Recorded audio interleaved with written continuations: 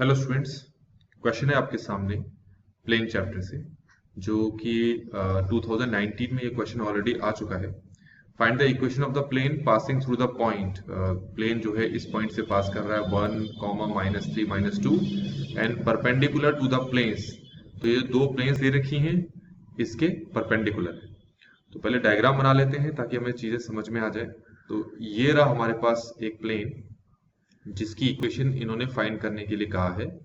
सबसे पहले कहा है कि ये एक पॉइंट से पास कर रहा है जिसके कोऑर्डिनेट है 1, -3, -2। तो हमें पता है जब कोई प्लेन किसी पॉइंट से पास करता है तो उसकी इक्वेशन होती है a x-x1 plus b y-y1 plus c z-z1 equal to 0। तो प्लेन की इक्वेशन में जो ये x1 y1 z1 है, ये वो पॉइंट है जिसमें से ये प्लेन पास कर रहा है। यहाँ के केस में 1, -3 और -2 होगा x1 y1 z1 respectively. a b c क्या है इस इक्वेशन में? ये है डायरेक्शन रेशियो इस प्लेन के। तो इस प्लेन के direction ratio a b c है, ये जो हॉरिजॉन्टल प्लेन हमने बना रखा है। अब ये जो x1 y1 z1 है, इनकी वैल्यूज को मैं यहाँ पर रख देता हूँ। यहाँ पर जो x1 y1 z1 है, तो ये हो जाएगा x-1 plus b y+3 plus c z+2 is equal to 0। ये पहली इक्वेशन हमारे पास बनकर तैयार हो गई है। तो ये तो आ गई प्लेन की इक्वेशन। अब क्वेश्चन में इसके बाद क्या कहा है कि ये जो प्लेन है ये दो प्लेन्स के परपेंडिकुलर है। तो ये वो है सबसे पहला प्लेन। ठीक हो गया। तो इस प्लेन की इक्वेशन हमें क्वेश्चन में दे रखी है। तो ये है हमारे पास x plus 2y plus 2z equal to 5, और इसी इक्वेशन से हम इस प्लेन का जो है वो डायरेक्शन रेशियोज भी फाइंड कर लेंगे, जो कि होगा 1, 2, 2। अब क्योंकि ये जो हॉरिजॉन्टल प्लेन है और ये जो वर्टिकल प्लेन है दोनों एक दूसरे के परपेंडिकुलर हैं, तो हमें पता है जब दो प्लेन्स परपेंडिकुलर होते हैं तो उनके डायरेक्शन रेशियोज का जो मल्टीप्लिकेशन है वो 0 के इक्वल होता है। तो इसका मतलब है ए बी सी और 1, 2, 2 के बीच में आपको ये रिलेशन लगाना है। तो ये हो जाएगा a1 plus b2 plus c2 is equal to 0। ऐसे ही ये जो हॉरिजॉन्टल प्लेन है, ये जो हॉरिजॉन्टल प्लेन है ये एक और प्लेन के क्या है? परपेंडिकुलर है। तो ये एक और प्लेन मैंने ग्रीन कलर से शो कर दिया। ये है वो प्लेन जो इस हॉरिजॉन्टल प्लेन के परपेंडिकुलर है।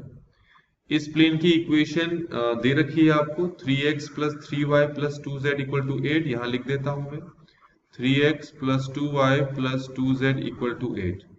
तो इससे क्या होगा, आपको इस प्लेन के डायरेक्शन रेशियो मिल जाएंगे जो होगा 3, 2, 2। और ये जो हॉरिजॉन्टल प्लेन है इसके डायरेक्शन रेशियो है ए बी सी। तो ये वर्टिकल प्लेन और ये जो हॉरिजॉन्टल प्लेन है दोनों एक दूसरे परपेंडिकुलर है। तो इन दोनों के डायरेक्शन रेशियोज के बीच में हम ये वाली कंडीशन को अप्लाई करेंगे, a1 a2 plus b1 b2 plus c1 c2 equal to 0। मतलब कि ए बी सी और 3, 2, 2 के बीच में हम ये वाला रिलेशन लगाएंगे। तो ये हो जाएगा a3 plus b2 plus c2 is equal to 0। अब हम इसको सॉल्व करते हैं। अब आपको यहां पर दिख रहा होगा कि यहां पर तीन इक्वेशंस हैं।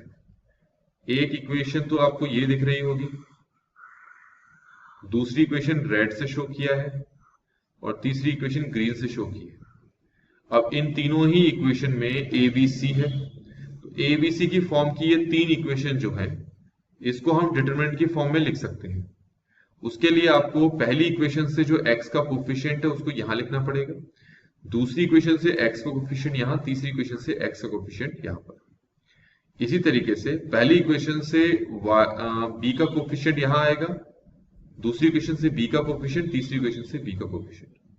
पहली इक्वेशन से c का कोफिशिएंट z+2, दूसरी इक्वेशन से c का कोफिशिएंट और तीसरी इक्वेशन से भी c का कोफिशिएंट। अब हम इसको सॉल्व करते हैं। अच्छा, इसमें एक चीज मिस हो गई है, ये यहाँ पर 3 है।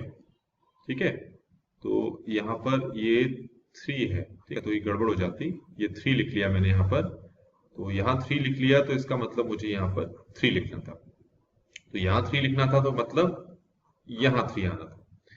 अब इन इक्वेशंस को सॉल्व करते हैं, तो आपको पता है किस टाइप से सॉल्व करेंगे। तो अगर आप अपने तरीके से इसको सॉल्व करें, जो कि मैं यहाँ पर भी आपको करके दिखा रहा हूं, तो आपके पास आंसर कुछ ये आएगा, ठीक है। तो ये हो गया x माइनस 1 मल्टीप्लाई -2, ये हो गया y प्लस 3 मल्टीप्लाई -4, ये हो गया z प्लस 2 मल्टीप्लाई -3, तीनों ही इक्वेशन को माइनस से मल्टीप्लाई कर दो, तो फिर ये प्लस हो जाएगा, ये प्लस हो जाएगा और ये प्लस हो जाएगा।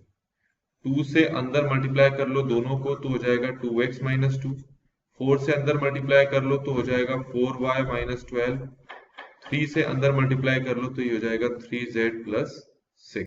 तो यहाँ पर इसको सॉल्व करें तो ये हो जाएगा 2x minus 4y plus 3z minus 8 is equal to 0। तो इस तरीके से बच्चों हमने इस क्वेश्चन को यहाँ पर कंप्लीटली सॉल्व कर लिया है। आई होप कि आपको ये सोल्यूशन समझ में आया होगा। Thanks for watching.